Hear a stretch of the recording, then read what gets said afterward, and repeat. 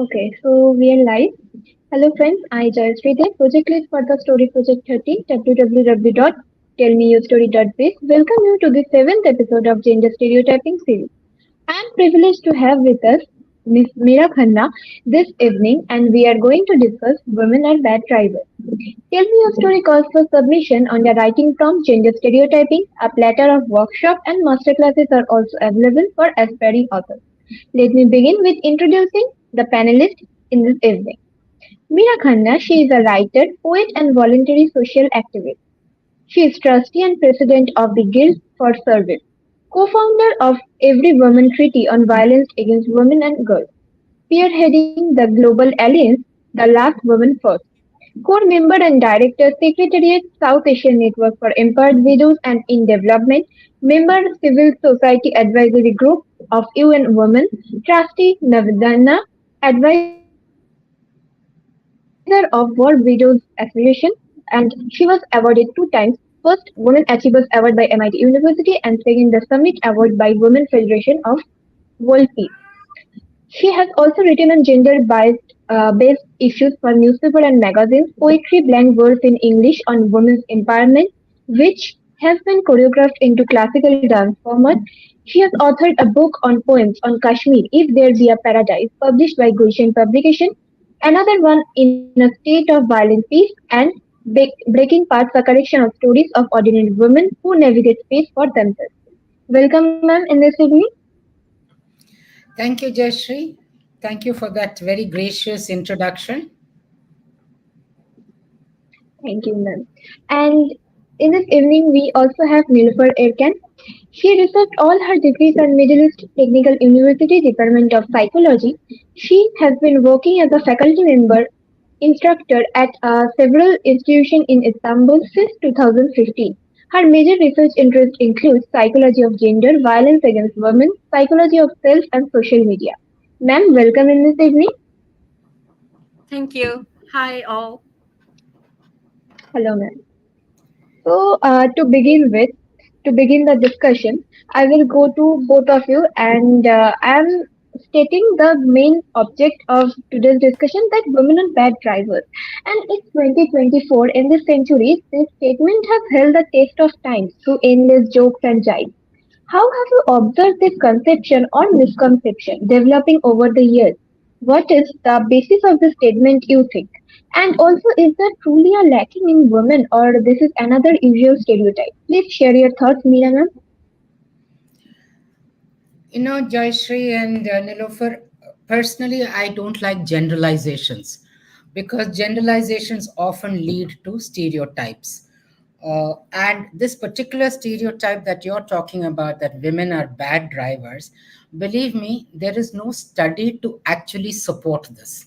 It is just a statement which has been put into the air, out into the universe, and the more it is repeated again and again and again, it takes on the strength of truth. Because if you look at studies, women drivers generally do not overspeed. Most women drive at a speed that is manageable and at the same time steady as well.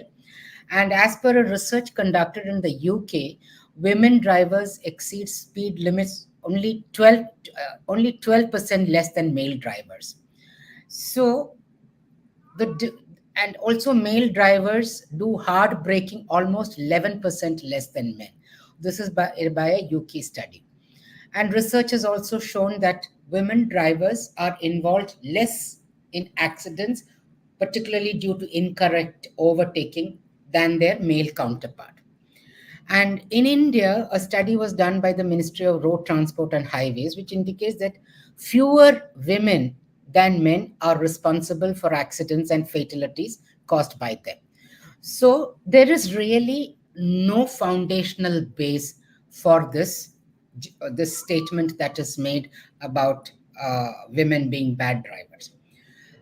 Personally, as a gender rights activist, I feel this is one of the many misconceptions that have been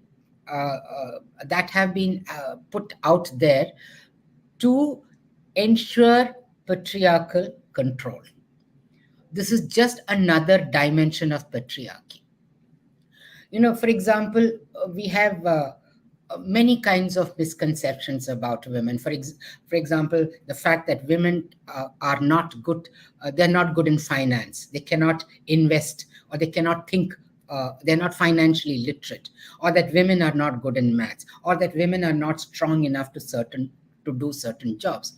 I think these misconceptions have been used and put out there purposely and advocated and perpetuated and nurtured purposely to ensure the subaltern status of women.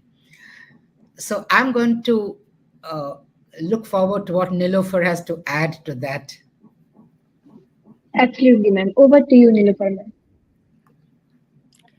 Um, well, Mrs. Meera really very well summarized what is going on about this issue. It's all about culture, it's all about patriarchal control and norms. And rather than the scientific evidence, they are basing this kind of stereotypes or this negative attitudes about women in driving context is actually initiated from the patriarchal culture, and that is sustained because of the same structure of keeping male privilege and keeping oppression and control of women. And what I can say in maybe detail of the psychological context, I might add that this the reason is, yes, patriarchal culture, and the reason is keeping male privilege, and but I would like to talk about mechanisms of our psychological structure, how we form psychological basis for this sustainability of these negative stereotypes. Well, we can explain it from the perspective of socialization and social representation, as well as we can explain it from individual processes, individual social cognitive processes. In the side of social representations and social cycle of knowledge, we have a mechanism of creating social reality through daily conversations with each other, through media representations, through the cultural texts of cinema and advertisements, or any other cultural text you can think about. Also, novels or written texts like newspapers, anything you can think about. Any discourse, any cultural and any social conversation that construct and reconstruct the social reality helps to keep these kind of stereotypes.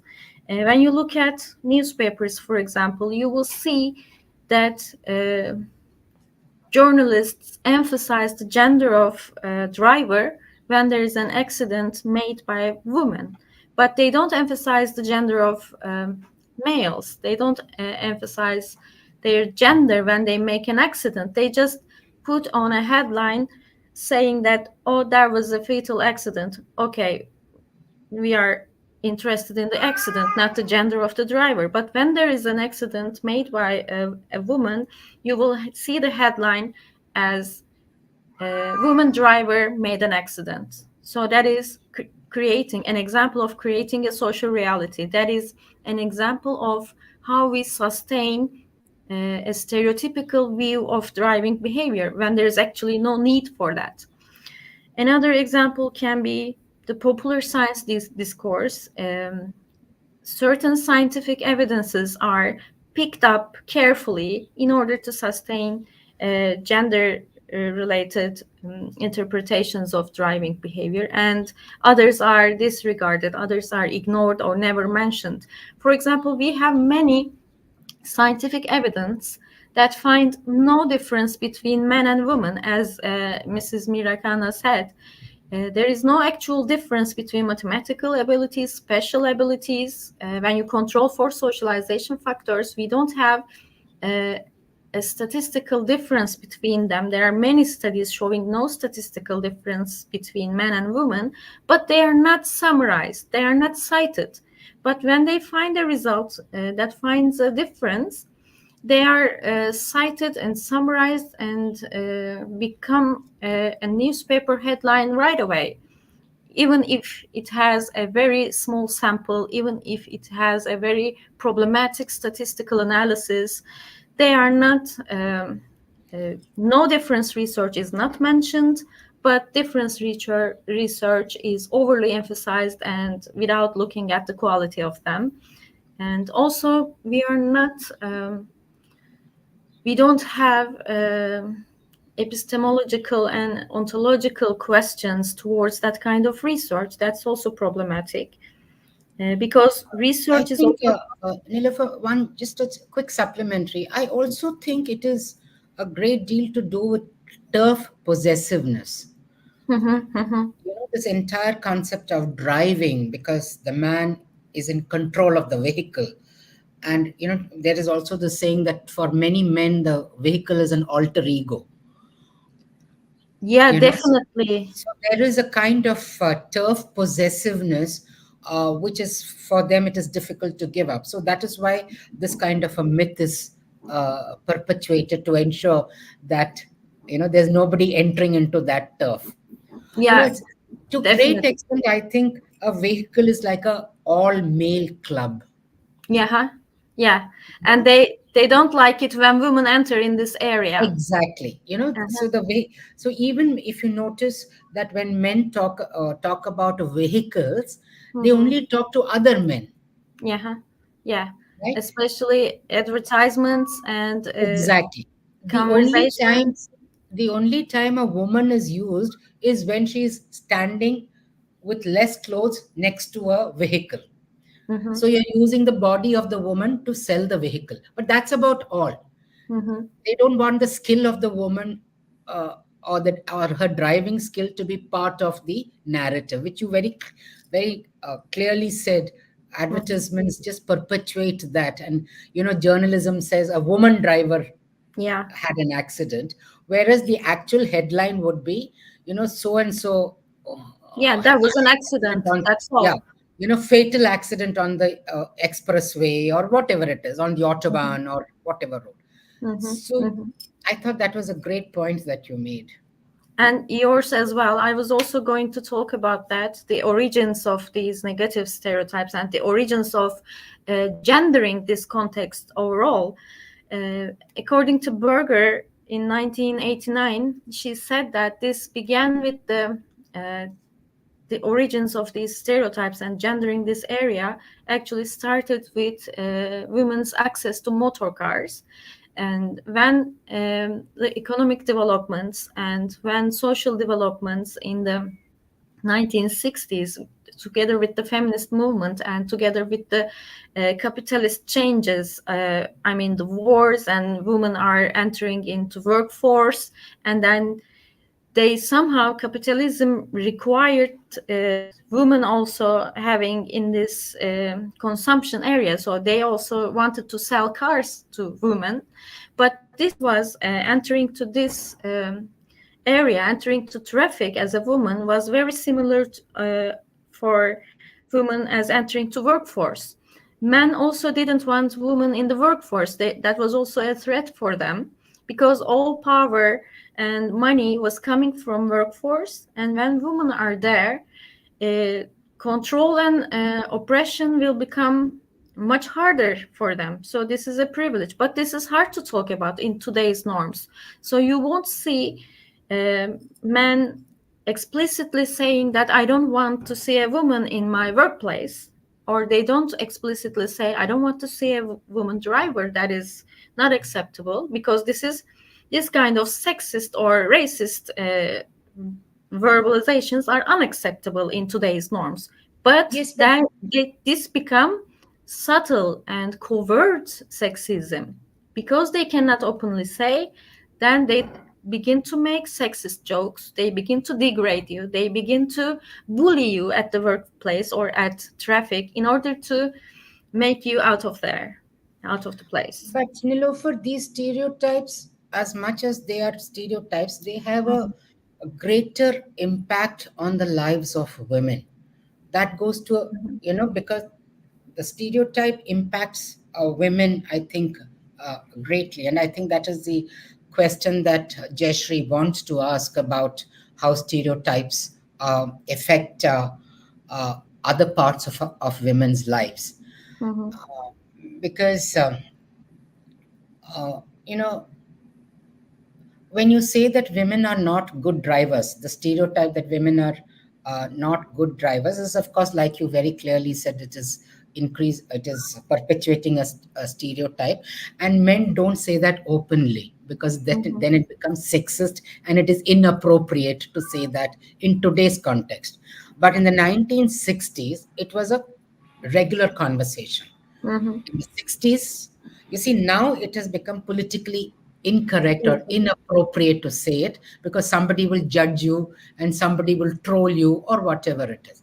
But mhm, in the 60s, in the 70s, even like you talked about films, in the films, a woman was never shown to be driving. It was always a man who was driving and the mhm, woman would be sitting next to her. Or there would be these sexist jokes about men not wanting to be driven.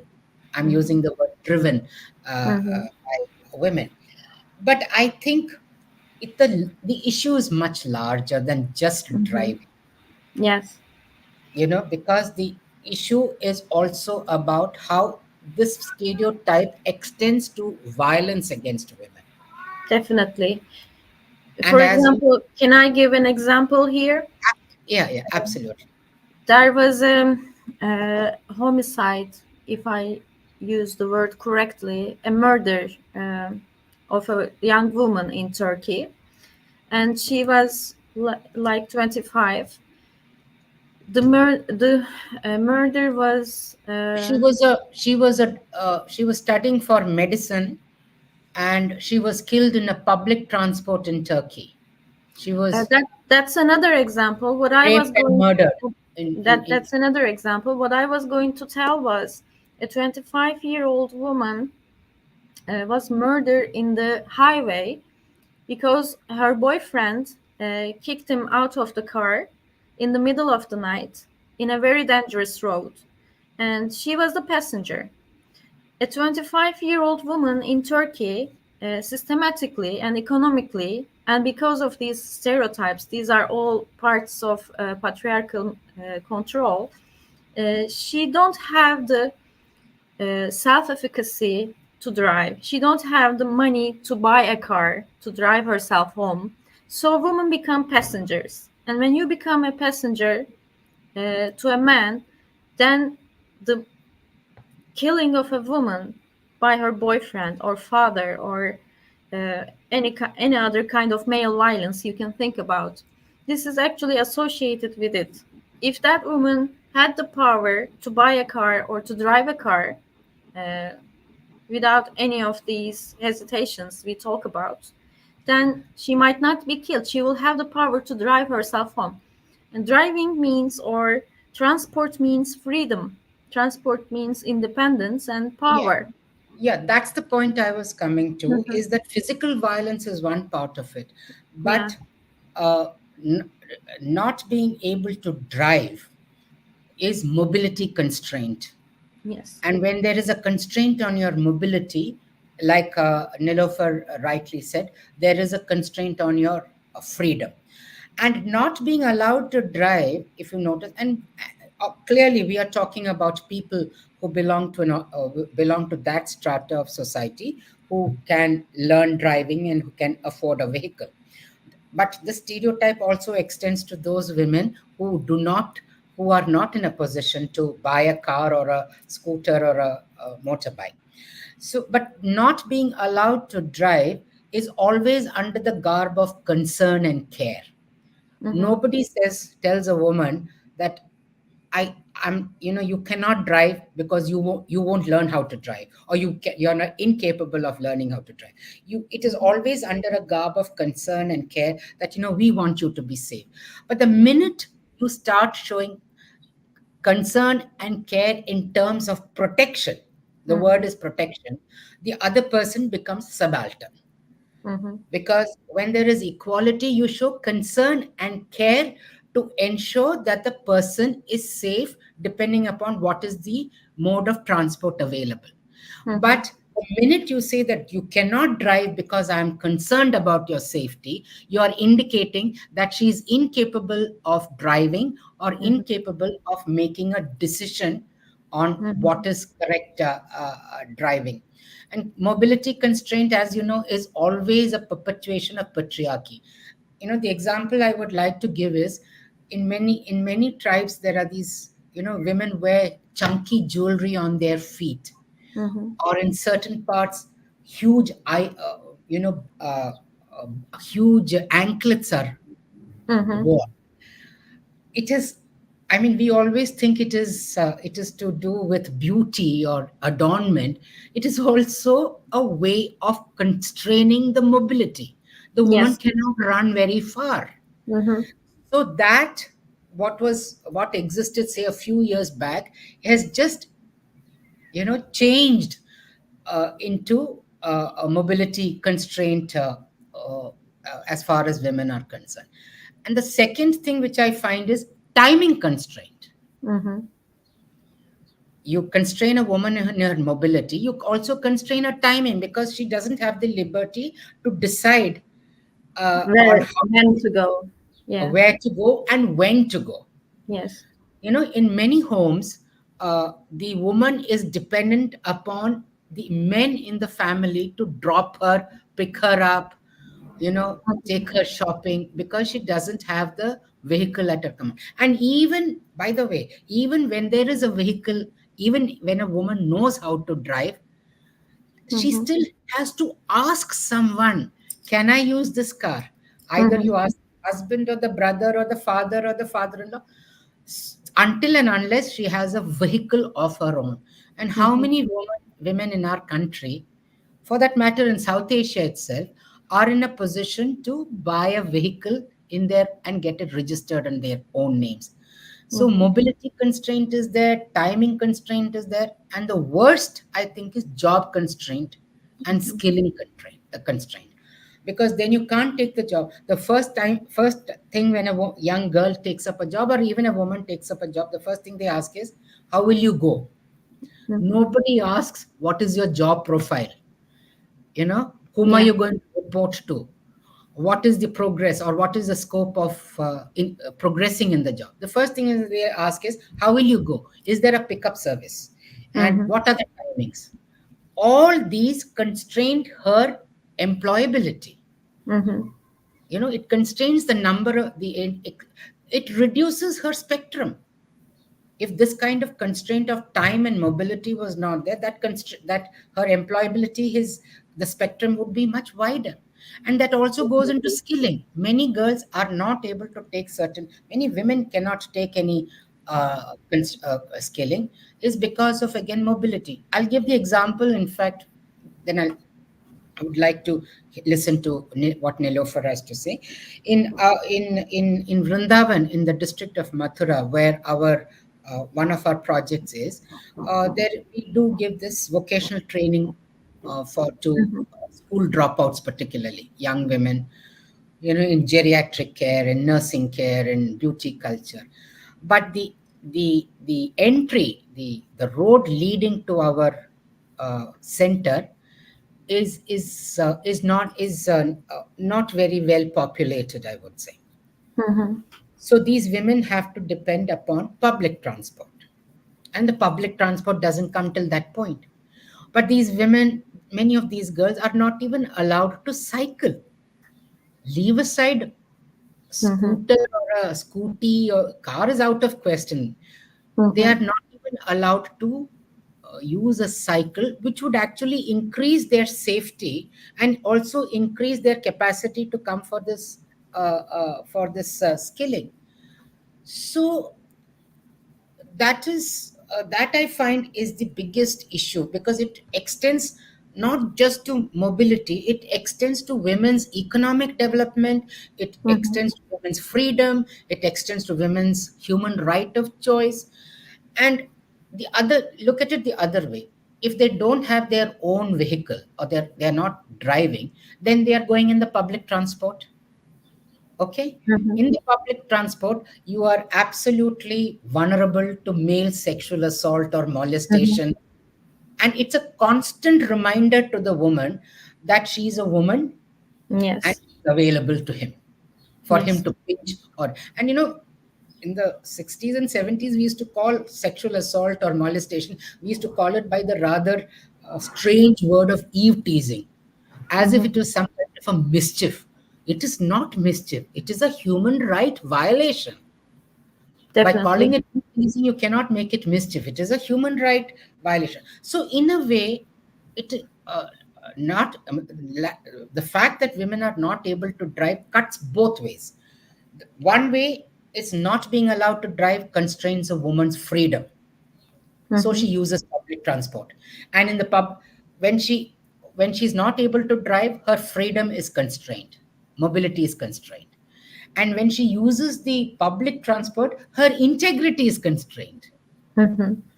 So you are actually cutting it both ways. Mhm. Every aspect of this issue becomes political right away. Um, Absolutely, Definitely. absolutely political. And about when to go and where to go, I would like to give another example.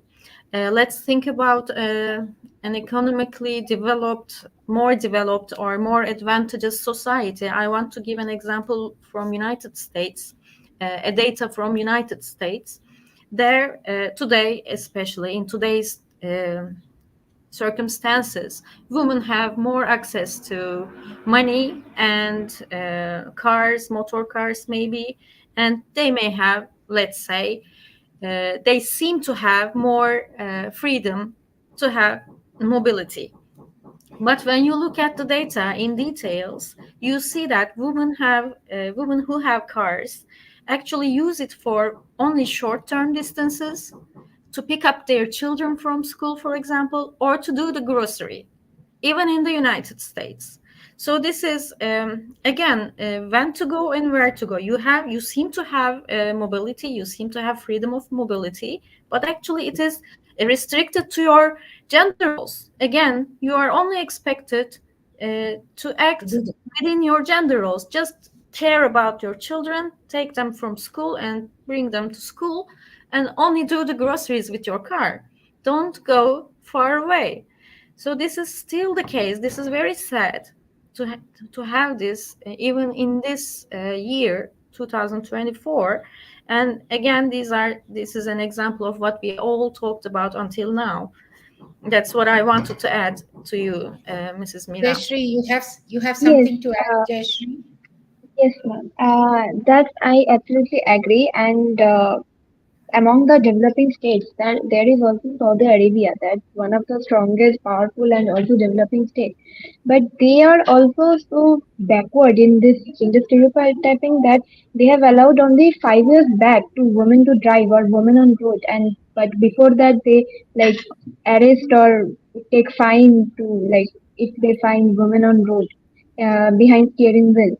So I think it's not about any country's economical progress behind this. It's all about mindset. And if we think about country wise, there the all of the countries are patriarchal, so we can't do anything about that. We only I mean start for like equality. We can ask for equality. And through whatever Meera ma'am has said about the harassing in the traffic, so I want to ask in that line only that we have seen men honk for random reasons. We've seen men fighting over little scratches, and we see men blatantly flouting traffic lights many times. And yes, we also see the routine road rage by men where they showcase their biceps and vocabulary because you violated their basic rights.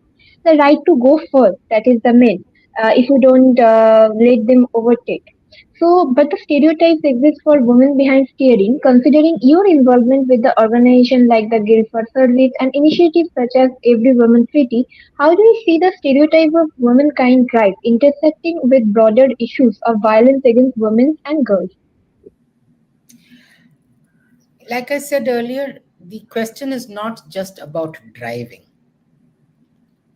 It's not just about sitting behind the wheel of a car or sitting on a scooty or a scooter. It's not just about driving, because that act of driving is symbolic of a larger macrocosm of human right to liberty, human right to choice, human right to move where we want. And like I said earlier, this is very closely linked to violence against women, particularly economic violence.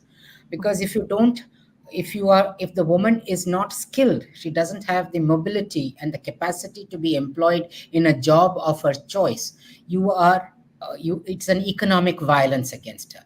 And when she's not doing a job because of mobility constraints, she gets a job, but it is too far away, it is night time, it is night shift, how will you come back? It'll take you 2 hours to commute and 2 hours to commute back, 4 hours are lost when we look after the house. So these are questions. So when you constrain a woman's mobility, you constrain her employability. And the more her employability is constrained and she's not earning money, her dependency on the male members of the family increases, either on the father or the husband or the son. So when there is economic dependency, that is a sure shot equation for violence. And I'm not meaning just physical violence. It could be psychological violence. It could be verbal violence, because she is dependent on them. Her survival is very closely linked to that. But more importantly, when you talk about stereotypes, I want to make one statement, one viewpoint, is that, to a great extent, we have normalized this behavior in the public space. When you see two men fighting after their cars have just scraped each other, or you find somebody showing obscene gestures because the other person has overtaken him, uh, we have actually normalized this violent behavior. What is so called macho behavior, we have normalized it. And when we normalize this behavior, it is always a threat to women. Because a man, you can't expect a man to be violent only on the road, and then when he comes home he'll become a saint. It doesn't work like that. There is a spillover into the home. That Definitely. so-called masculinity that he Mhm. exhibited by shouting at someone, that masculinity will extend into the home also. That spillover has to be there. So the entire, and not only that, men start believing in their strength and in their invincibility. They think that they're not vulnerable. So that kind of a delusional uh, feeling will spill over into the home. So the entire narrative along this mobility and driving and the road, because you see, if you look at it, and both of you will agree with me, you see maximum men in road rage. You very rarely see a woman in road rage. Even if it is not her fault, she will get out and apologize, because she doesn't want a confrontation, because our public spaces are not safe for women's confrontation. So she just tries to get away as far as possible. So the narrative in the public space has become of brute strength, of this masculine behavior or the stereotype of masculinity. So there are two stereotypes. As much as you say that there is a stereotype about women not being able to drive, or women not being good drivers, there is also the stereotype about masculinity. Have you seen young boys? They would like a vehicle which actually reflects them. I mean, they want to go in for larger vehicles, or larger, uh, bikes which show brute strength. Like I said, men consider their masculinity or their alter ego is depicted by the kind of vehicle they run. So so the male narrative is continuously about brute strength, about invincibility, about masculinity or masculine behavior. Mhm. So, and that narrative has been controlled by men. Yes, definitely. Yeah. And So the I'm sorry, may I add and a please, very, so the Sure, male sure, ma'am. prerogative has shaped the narrative for too long. Mhm. It is, I think, it is time that we start claiming that narrative. Mhm. Yeah, sorry, Nilofer. I just wanted to finish that point. Otherwise, it'll rush.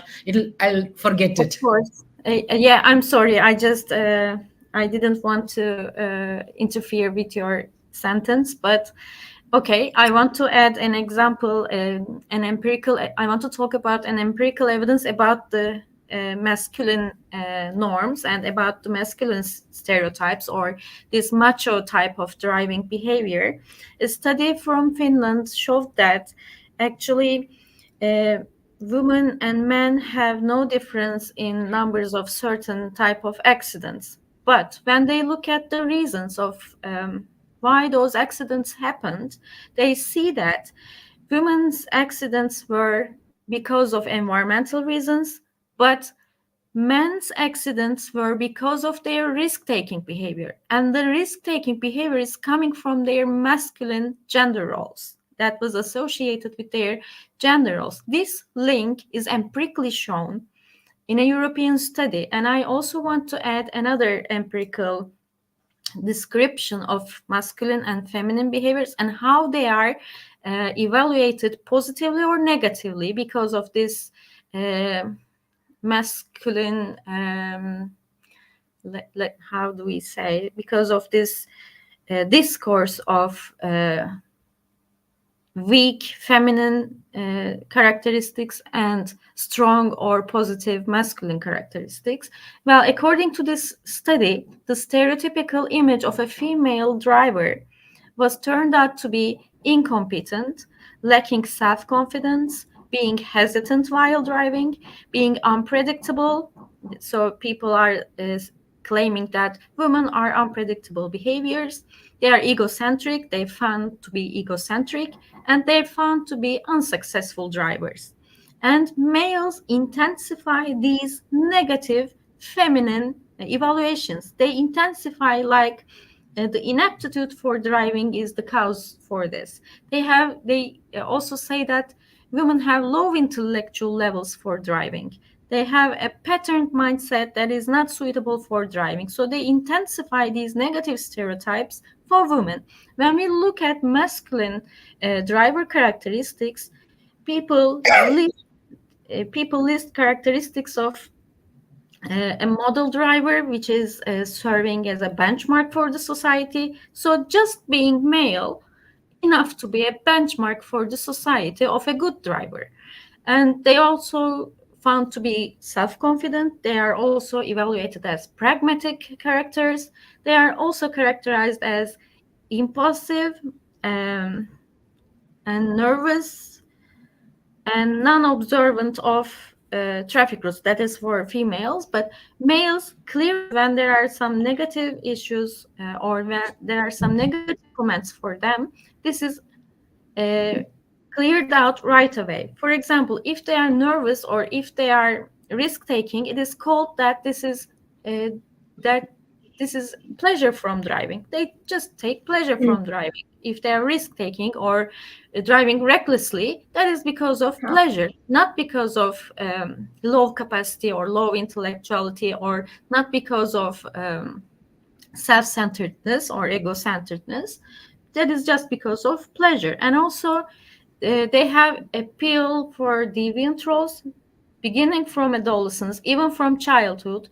uh, Men are associated with deviant behavior, and it is valued, and it is actually, it has a positive value if they are deviant or if they have problematic behaviors. Women, on the other hand, from beginning from childhood, when they have deviant behavior, they are uh, controlled right away. They are warned to be better behaving persons. But men, on the other hand, they have an appeal for deviant roles. Also, they signal for such behavior, and they produce a discourse as deviant or problematic behaviors in traffic for men are actually acceptable. This is just what Meera just said, and I'm just summarizing an empirical evidence, this showing these stereotypes as well. So I wanted to add it. These kind of stereotypes and these kind of evaluations and making the masculine type of driving behavior as a benchmark, including problematic risk taking and involving fetal accidents. This remains as the patriarchal privilege and claiming that area as masculine, I as think Meera this just said. type of risk-taking behavior also has a lot of to do with encouragement that is connected with upbringing.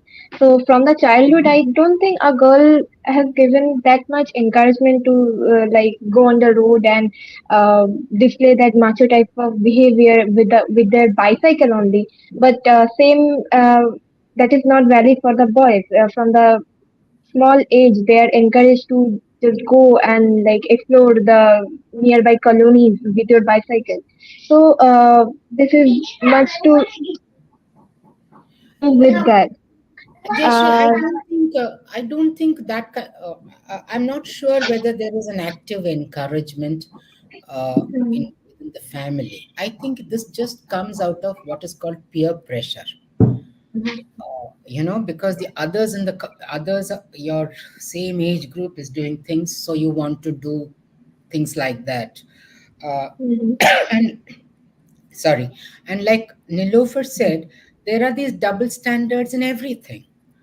mhm, Yes. She has given us examples about the double standards where mhm, men drivers and women drivers. For example, in a company, if a woman takes leave because her child is unwell or she has to attend a parent teacher meeting and she takes half day leave, the general attitude is, oh, this is what happens when you employ women. They cannot work full time, or they take leave.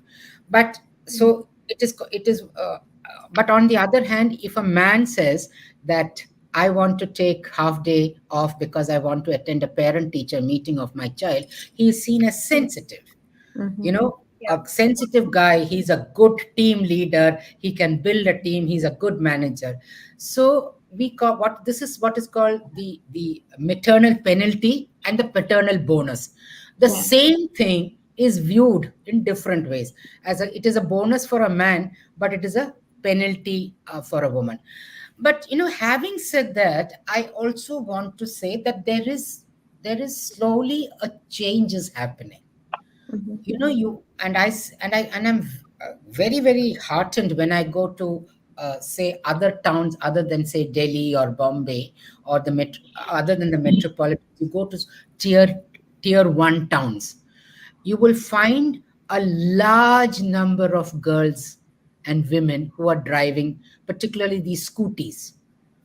uh, mhm, Whether it is Amritsar, Chandigarh, Jaipur, everywhere you will find that women are driving scooties. And there is slowly, earlier on, the public space was a male universe, mhm, because you never found women driving, or if they were out there, they were accompanied by someone because they mhm, were being driven. Today you see that male universe it is being claimed by women. And I have I would like to give this example of this young woman who was actually who's actually a beauty therapist. So she used to go to her clients in the public transport, right? Her income was so much limited because of the time spent on the public transport, mhm, where she is dependent on the public transport. So she bought, excuse me, she bought a scooty for herself, and her income has doubled because the mhm, commute time has actually been used by the for earning money. So when her income doubled, the family also realized the advantage of giving her the liberty to be mobile, to be for the freedom. So taking a hint from that, one of our interventions in the work that I do, which is also empowering women, is we are teaching women driving Mhm. and also encouraging them to to combine two things like tourism guide and driving together, so that that income is increased. The excellent example is of the Sakha drivers in Delhi. Okay. They are all women drivers, and now the number of people who are actually asking for women drivers has increased. If you look at Huh. the job ads, you will find women drivers preferred, because one, they don't drink and drive, most of them at least. They don't smoke, so your vehicle is comparatively smoke free. They do not, most of the time, because the other drivers are all male, so there is no standing around and gossiping because there is no common ground. Mhm. So a lot, and like Nilufer has said, they are they don't take risks. They don't unnecessarily speed because they have an ego to Mhm. show off. So a lot of people are now preferring uh, Sakha drivers. In fact, women who come late, say from in the airport after a flight or a train, actually book a cab indicating that they want a woman driver, Mhm. because there is the safety and the security Mhm. uh, angle. So I like to think, and I do see this in my own eyes in the last 30 years, how that public space is being claimed by women. And I think that's very encouraging. Definitely. And as what we are doing today, talking to each other and Yes. raising awareness and strengthening each other, also it's also very valuable and very hopeful. And we are empowering each other by talking about these issues and raising our each other's awareness about these issues. Yes. So that is, I also observe similar changes and become more hopeful day by day.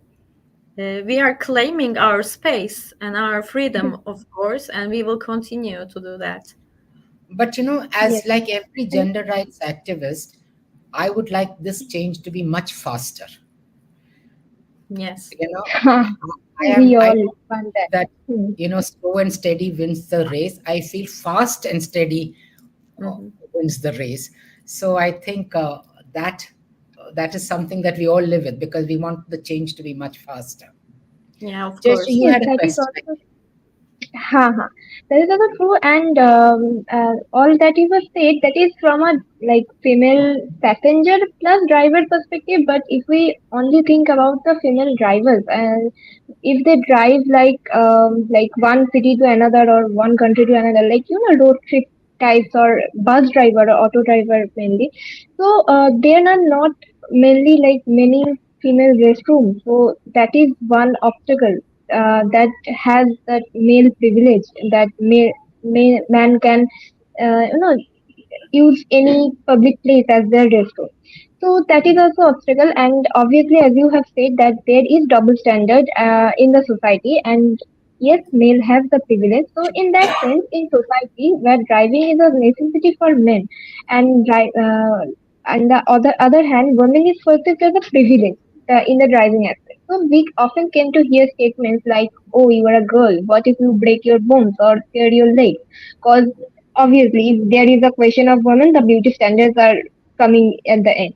So, Mhm. other than concerns, such statements are often made to outline the importance of good looks and perfection in women.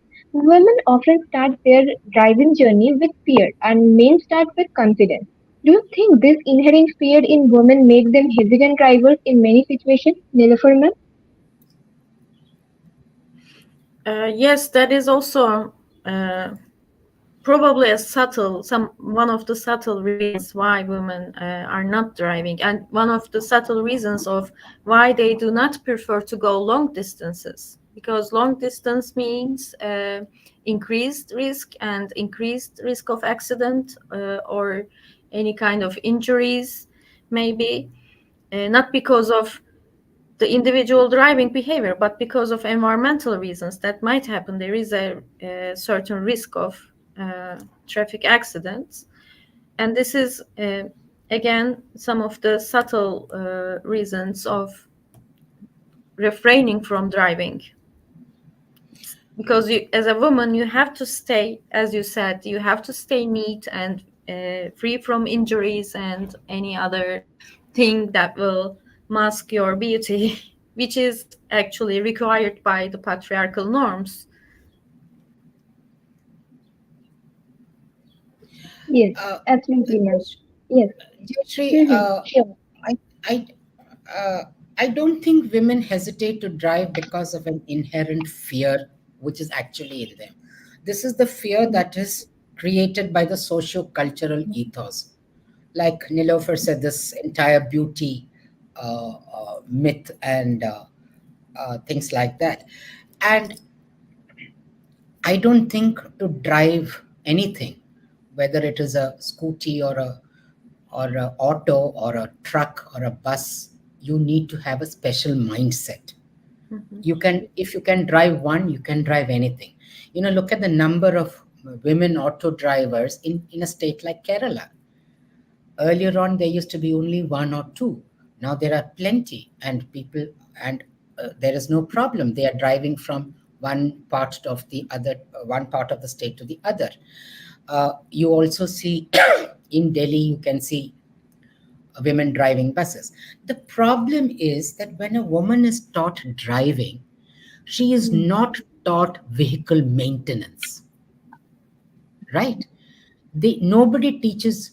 They, if you look at all these driving schools, they teach you how to drive, how to brake, how to use the steering, how to accelerate, all that they teach you. But they don't teach you the insides of the machine. They don't teach you how to change the tire. They don't teach you how to put the coolant, or they don't teach you many things, which that is the fear. The fear for a woman is that if in a lonely road her there is a puncture in her tire and she has to change the tire, how will she do that? Mhm. So there is a gap in the teaching that we do. If a Yes. woman understands the vehicle exactly the way as a man understands it, that fear will not be there. The fear, exactly as Nilofer said, is not because of her hesitancy. It is because of a gap in her knowledge and the environmental factors. Mhm. And this gap begins from childhood. Childhood. Uh, the identification of boys with their fathers is actually associated with cars, vehicles, and mechanic things in the traditional patriarchal culture. But girls, on the other hand, they are expected to identify with their mothers, other females, and this identification does not include knowledge about vehicles or mechanics or any other let's say traditionally masculine issues. But actually, if we begin, as males do, if we begin from childhood to construct this knowledge, and if we have also, if we are supported, if we are encouraged to have knowledge on these issues rather than being discouraged, then we will also become confident and high self-efficacy drivers easily. This is also again political, and this is also constructed from the very early times, and also in the uh, education centers for driving. They Yeah. also Mm. uh, sustain Because this. the Yes. Like stereotype it is the true. stereotype Yes. starts from childhood itself. When you make a gift for a boy, you will give him a car or a tractor or a bus. Mhm. And when Mm. you give it to a woman, you a girl, you give her a doll. But the Mhm. difference is she doesn't break open the doll to see how it works, Mhm. whereas the male breaks open the car to see how it works, right? So there is a knowledge which starts from childhood. That Yes. Mm. knowledge is not there with the woman from childhood, and nor is she taught. Huh. right? Yeah, it is. And it is also true that the number of female drivers are increasing, but at the same time, I don't think they have that fear, and they are not quite safe. Because in an interview of a female bus driver in the Delhi, she said that it is besides the harassment on the road and everything, even like a female constable has been appointed in her shift for her safety if some men do something to her. So beside all this, she only want to quit her job because of the low wages. So even women cannot in today's century or today's generation cannot consider driving as a profession that male can consider because there is a huge wage disparity. Mhm. I don't think that is true, Jayashree. Okay. It may take time for it to come to say our country, but in many parts of the world, in fact, in many parts of the world, school buses are driven by women, Okay. right? So see, any change in society starts with the mindset change. So you may appoint female drivers, but if your mindset is that there is going to be catcalls and lewd remarks on her, then that harassment will continue. But the point is that is there only when you see one or two women bus drivers. If suppose Mm, there are 100 women bus drivers, will the same kind of harassment continue? No, because women driving and women in the public spaces in mobility would become the norm, mm, Mhm. right? So when you have more women working in that transportation sector, then this harassment or the stigma or the social this insecurity, all that will come down. mm, See, at one point of time when there weren't enough women police, I'm sure those women police also faced some kind of harassment. But that harassment will definitely reduce when there are more and more women constables. That becomes the norm. mm. So, as long as the public's that's again coming to my earlier point, as long as the public space is a male universe, Mm, this this kind of uh, stigma or uh, harassment will be there. So any social change has to be both reactive as well as proactive. You do it reactive by making the profession like bus driving or truck driving or school bus driving. The reactive measure is you make it attractive enough and give flexible working hours to women so that they can be part of that transportation sector. And the proactive is, what kind of education are we going to give our men? Patriarchy is not just about men, patriarchy is also about women, because women are the biggest upholders of patriarchy. Let's face that. So what is the mm, kind of education that we are going to give our women and men on patriarchy? So it depends upon how we bring up our boys. mm.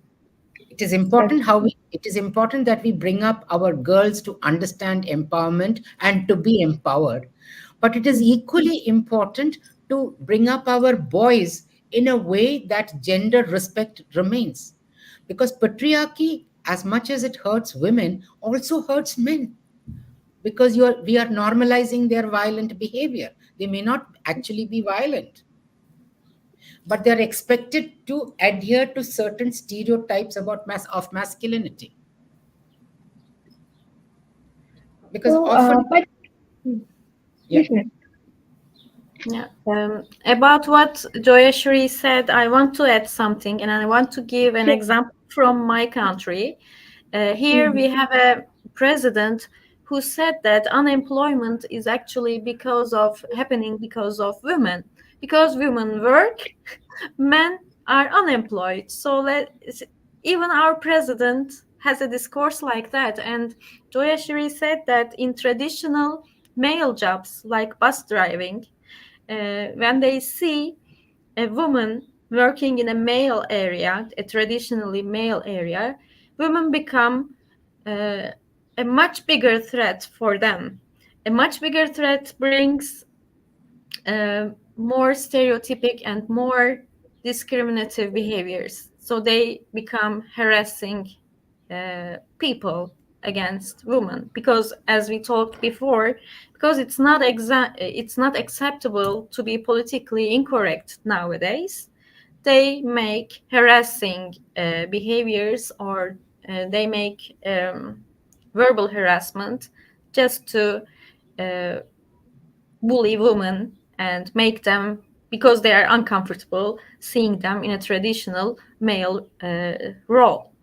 So that's from our country. This is even supported by our president by saying that unemployment is happening because of women being employed. See, Jayashree, in India, there has been a lot of changes over the last decade and a half, I would say. For example, women are fighter pilots. Mhm, They are being recruited as combatants in the army. So mhm, a lot of opportunities have opened up uh, for women.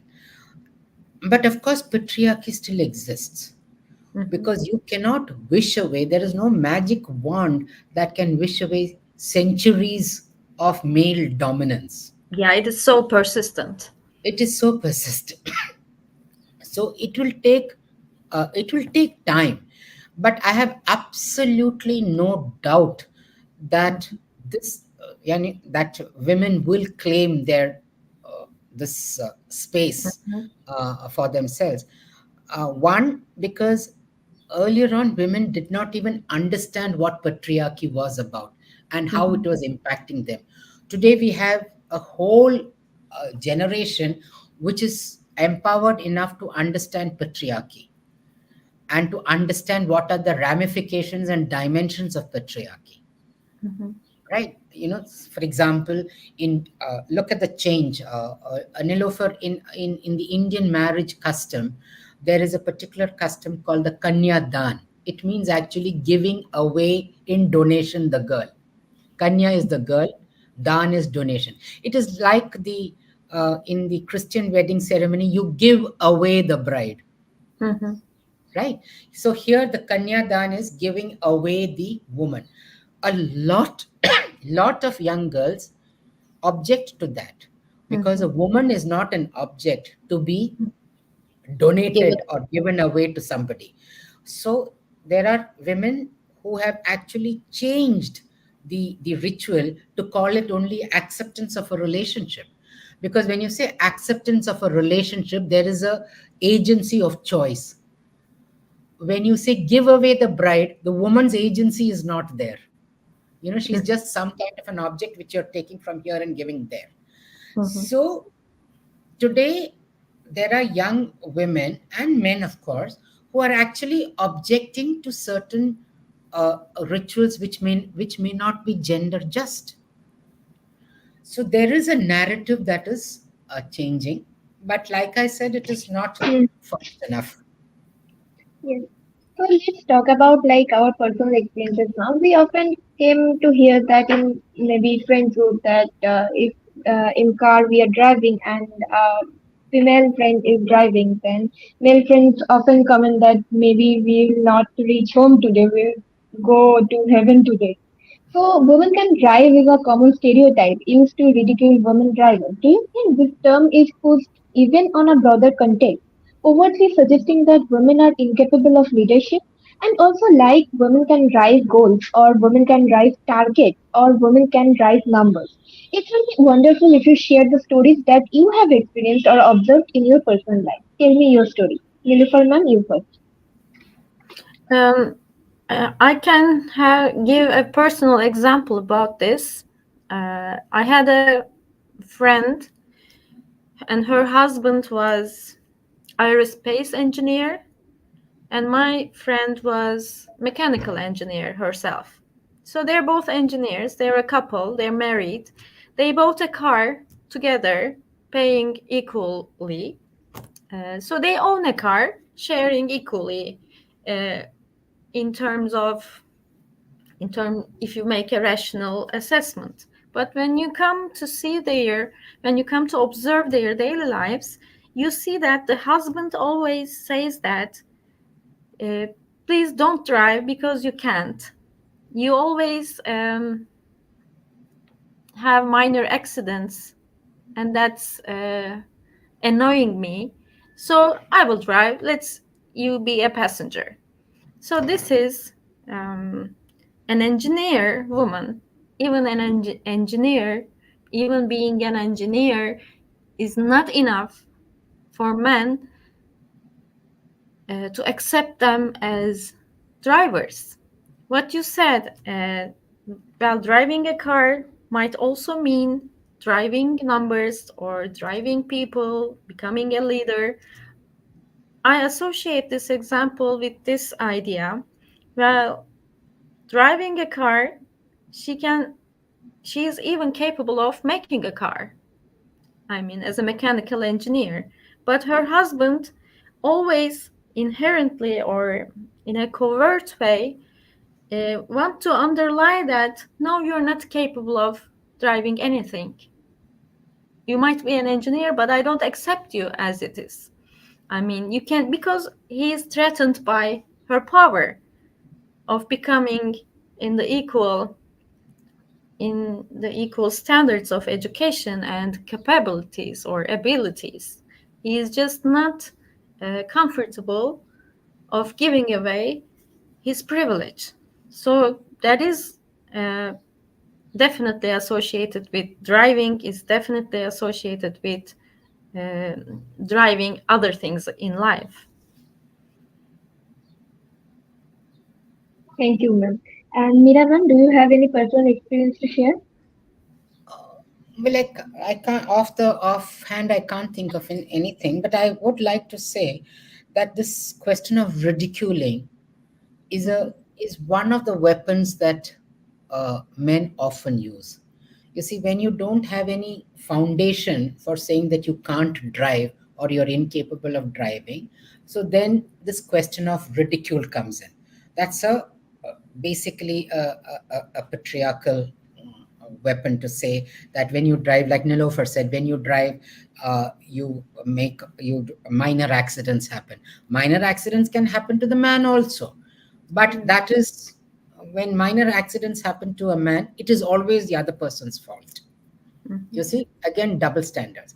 When a when these when the car, the side of the car is scraped, it is always the fault of another car which came too close. mhm, Okay, so he is absolved of any guilt. But when a woman does that, it is always that you may have gone very close to the other car, or you may not have been driving at a proper speed. So again, mhm, there is a, a double standards in terms of judgment. And it does driving is driving a metaphor for a woman's life? Yes, to a great extent, because I would take the metaphor in a more positive manner, in the sense, when a woman is driving, she's in control of her movement, as a metaphor to be in control of your life. The mhm, steering wheel of your life has to be in your hands and not in anybody else's hands. Out of love, concern, care, affection, we always tend to give the steering wheel of our lives into somebody else's hand. It can be anybody, but ultimately you are responsible for your own life, and you have to make your life choices yourself. That is the only that's an existential question, that mhm, what is your identity as a human being is when you are in control of your own life. You mhm, may take advice from others, or you may take a decision which actually incorporates others views, but the decision has to be your own. So you're in control of your life exactly as you're in control of the vehicle that you're driving. Secondly is the capacity to judge. When you drive, you judge how far is the other car, you also judge how far is the car at the back. You have to have a sense of discriminative judgment. That again you can apply to life, because you need to judge what are the opportunities that are open to you, and how do you uh, how do you gain from those opportunities. Thirdly, when you're driving, if there is enough space for your car, for your vehicle to get through, take that risk. Take your car forward or take your vehicle forward. Exactly as you would take a risk in life, because when the opportunity comes, don't think that this opportunity is there. How am I going to do? What is my family going to say? If the opportunity is of benefit to you, exactly as you were on the road, if you're able to go forward by using that little space and go forward, similarly in life, use uh, that that opportunity to go forward. And thirdly, which I can actually come fourthly, which I actually again comes to the first point, is just as nobody likes a backseat driving, nobody likes that. So in your life, listen to everyone, but do what is absolutely right for you, because everybody is doing that. And in the vehicle, when you're sitting in the vehicle and the vehicle is in your control, you are in control of not just the vehicle but also of your own personal person. Mhm. So in terms of whether driving is a metaphor for life, absolutely. And just as you can drive well and reach your destination, you can definitely drive your life, and I would like to say drive others also, and reach your destination. Yes, absolutely, ma'am. And thank you for connecting these two metaphors so beautifully. And as also Nilufer ma'am has said that not any job is like competent, even if you're engineer, doctor, doesn't matter. It's all about the mindset and your male partner, maybe to let you that agency to access. So don't take that just take the steering hand wheel in your own hand. Thank you, Nilufer ma'am, and thank you, Meera ma'am, for very insightful conversation and for your special time in this evening. Tell Me Your Story calls for submission on the writing form. Gender Stereotyping, a platter of workshop and masterclass are also available for aspiring authors. We have to hear for you soon. Till then, stay happy, stay together, and good night.